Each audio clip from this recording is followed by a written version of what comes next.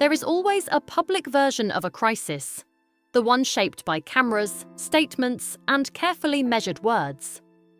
Then there is the private version, the one that unfolds behind closed doors, far from headlines. With Savannah Guthrie, most people have only witnessed the first. They have seen her stand before a lens during what may be the most painful chapter of her life and deliver calm, structured appeals for her mother's safe return. Viewers have called it grace. They have called it strength. They have shared her videos, offered prayers, and expressed admiration for her composure. But beneath that visible steadiness lies something far more layered and human. This story is not only about a disappearance.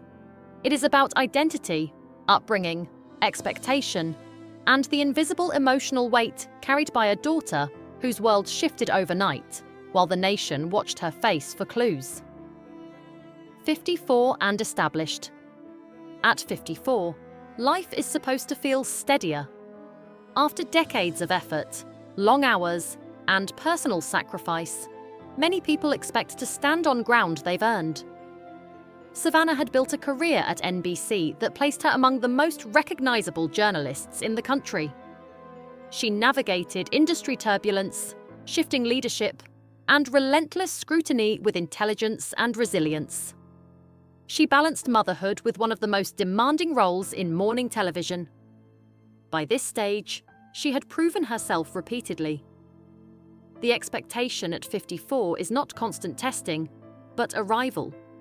Not survival mode, but reward. Yet life rarely follows neat timelines. Just when it seemed she was standing firmly at the summit of everything she had worked toward, circumstances changed dramatically, reminding everyone that stability can shift in a single phone call. The day everything changed, on February 1st, the unthinkable entered her life. Her mother, Nancy Guthrie, was reported missing from her home in Tucson. Authorities began investigating immediately, and the situation quickly drew national attention. For Savannah, reality divided into two tracks. On one track, she remained a public figure, aware that every word could influence an ongoing investigation. On the other, she was simply a daughter facing fear and uncertainty. The duality is difficult to comprehend unless you have lived it. Public responsibility requires clarity and restraint. Private grief demands space and vulnerability. Managing both simultaneously is not natural. It is learned. From that day forward, her life became a balancing act between professional discipline and deeply personal anguish. The weight of health and time. An added layer of urgency came from her mother's age and medical needs. At 84, health is delicate even under normal circumstances. Knowing that time matters intensifies every passing hour. While investigators worked carefully, Savannah carried knowledge that most viewers could only imagine. That awareness does not disappear when cameras turn on. It sits quietly behind every sentence spoken. Yet she continued to address the public with steady focus. That steadiness does not signal absence of fear. It signals control. The ability to prioritize clarity over panic. Many people placed in similar circumstances might struggle to speak at all. Savannah spoke carefully, respectfully, and deliberately. The public called it extraordinary. Perhaps it was. But extraordinary composure often grows from years of conditioning rather than sudden courage. The philosophy? She learned early. Savannah did not develop her composure in adulthood. It was shaped in childhood. Raised by a mother who understood hardship intimately, she absorbed lessons about resilience and self-reliance early in life. Nancy's philosophy emphasized strength. The world, she believed, does not reward visible fragility. It rewards endurance, preparation, and discipline. Those lessons formed the architecture of Savannah's personality. Over time, they became instinct. When crisis strikes, people revert to what they know. Savannah knows structure, She knows measured language. She knows how to hold steady when emotions threaten to rise. Those qualities built her career. They are also guiding her now.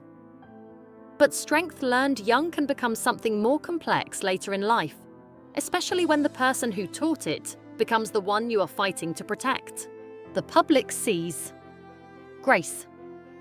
In her public videos, Savannah thanked supporters, described her mother with warmth, acknowledged the seriousness of the situation, and made clear her commitment to resolution. The order was precise. The tone was controlled. Many viewers expressed admiration for her calm presence. Yet composure is not the same as calmness.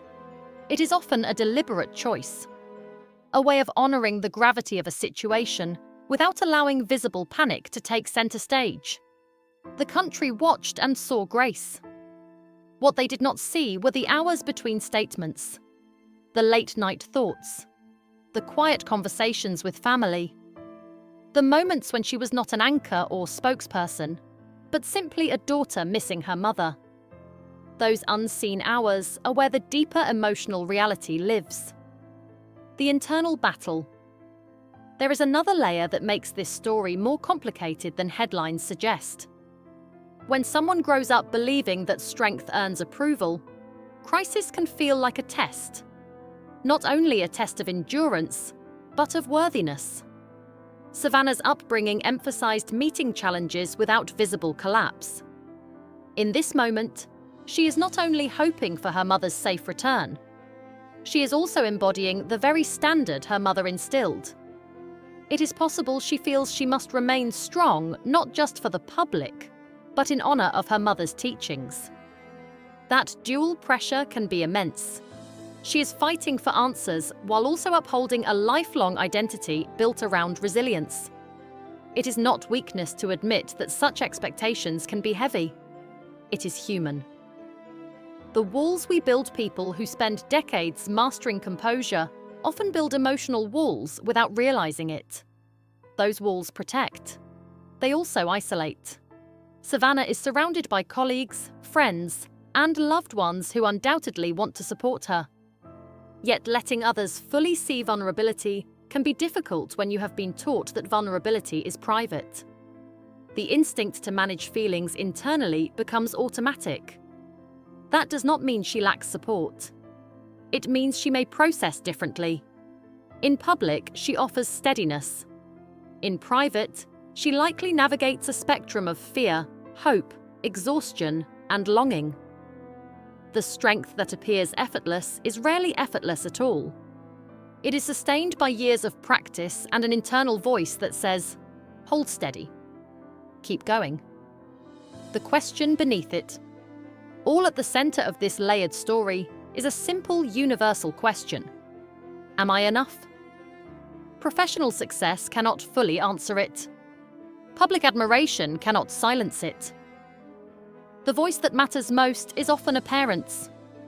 Savannah's achievements are extraordinary by any measure, yet moments like this strip away accolades and titles.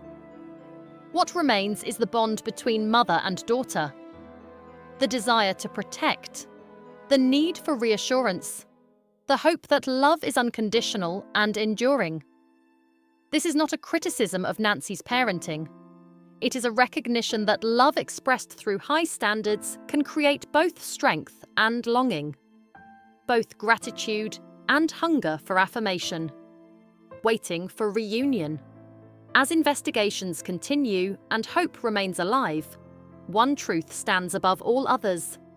This is a family longing for reunion.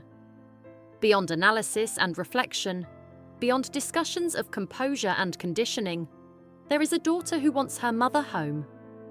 If that reunion comes, it will carry relief deeper than words.